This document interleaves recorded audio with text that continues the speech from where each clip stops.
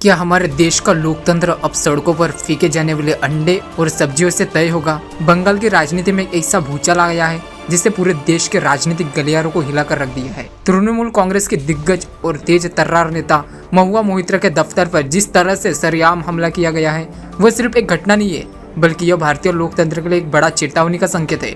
जब एक सांसद अपने ही कार्यालय में सुरक्षित नहीं है और भीड़ बाहर से पत्थर, अंडे और बैगन बरसा रही हो, तो यह सवाल उठना लाजमी है कि क्या हम एक सभ्य समाज में जी रहे हैं या फिर राजनीतिक गुंडागर्दी के कानून व्यवस्था की जगह ले रही है। यह घटना सिर्फ एक पश्चिम बंगाल तक सीमित नहीं है दोस्तों, बल्कि यह पूरे देश की सियासत की उस कड़ी सच्चाई को उजागर करती है जहां विरोधियों को डराने के लिए किसी भी हद तक जाया जा सकता है। दोस्तों, आगे बढ़ने से पहले एक छोटी सी रिक्वेस्ट है, अगर आपको हमारी खबरें और विश्लेषण पसंद आते तो वीडियो को लाइक करें, अपने दोस्तों के साथ शेयर करें और चैनल को सब्सक्राइब करना ना भूलें। आपकी हर प्रक्रिया हमारे लिए महत्वपूर्ण है।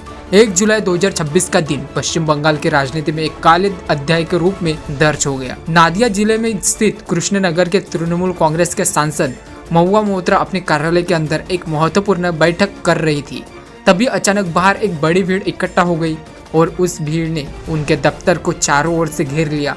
यह कोई शांतिपूर्वक विरोध प्रदर्शन नहीं था, बल्कि यह सोची समझी साजिश के तहत किया गया हिंसक हमला था। सांसद महुआ मोहित्रा के अनुसार भारतीय जनता पार्टी के कार्यकर्ताओं और गुंडे उनके दफ्तर के बाहर जमा हो गए और उन्होंने दफ्तर की दीवारें और खिड़कियों पर अंडे, बैगन और अन्य सब्जियां फेंकना शुरू कर दिया।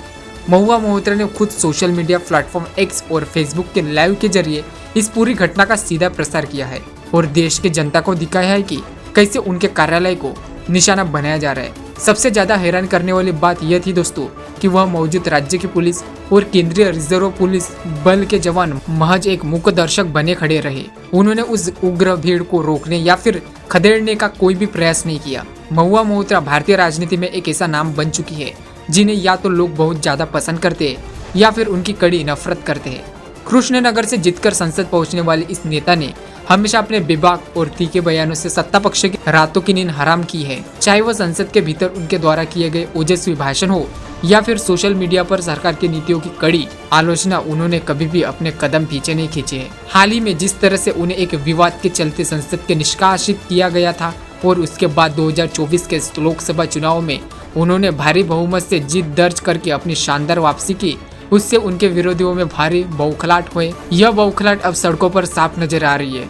जब राजनीतिक मैदान में और तर्कों की लड़ाई में विपक्ष उन्हें हराने के नाकाम साबित हो रहे, तो उनके दफ्तर पर भीड़ भेजकर शारीरिक हमले करवाकर उन्हें डराने की या फिर कायराना कोशिश की जा रही है। लेकिन जो नेता देश की सबसे बड़ी पंचायत में खड़े होकर सत्ता पक्ष की आंखों में आंखें डालकर सवाल पूछ सकती है, क्या वह चंद अंडों और सब्जियों के हमले से डरकर घर बैठ जाएगी?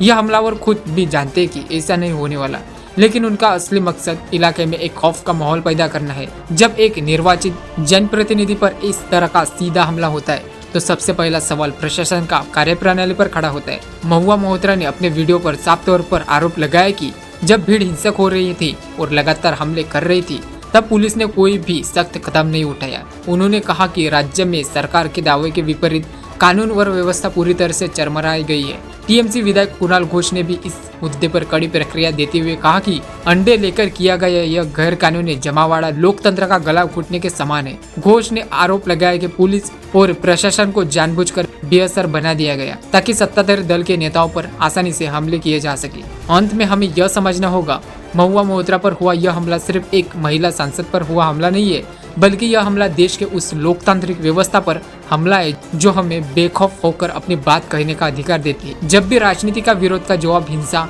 और गुंडागर्दी से दिया जाने लगे तो समझ लेना चाहिए कि हम एक तानाशाही की तरफ बढ़ रहे हैं। अदालतें अपना काम कर रही है, लेकिन जब तक राजनेता खुद अपनी जिम्मेदारी नहीं समझेंगे और अपने कार्यकर्ताओं पर लगाम नहीं लगाएंगे, तब तक सड़कों पर फेंके जाने वाले यह अंडे कल को पत्थरों और गोलियों में तब्दील हो सकते हैं। आज वक्त आ गया है कि देश की जनता ऐसे राजनेताओं और ऐसे हिंसक राजनीति को सिरे से खारिज करे। लोकतंत्र में जवाबदेही और बहस की जगह सर्वोपरि होनी चाहिए, न कि सड़क छाप गुंडागर्दी। जब तक आप और हम इन नेताओं से कड़े सवाल नहीं पूछेंगे, जब तक हम उन्हें यह नहीं बताएंगे कि हम उनकी इस घटिया राजनीति को बर्दाश्त नहीं करेंगे, तब तक हालात नहीं सुधरने वाले।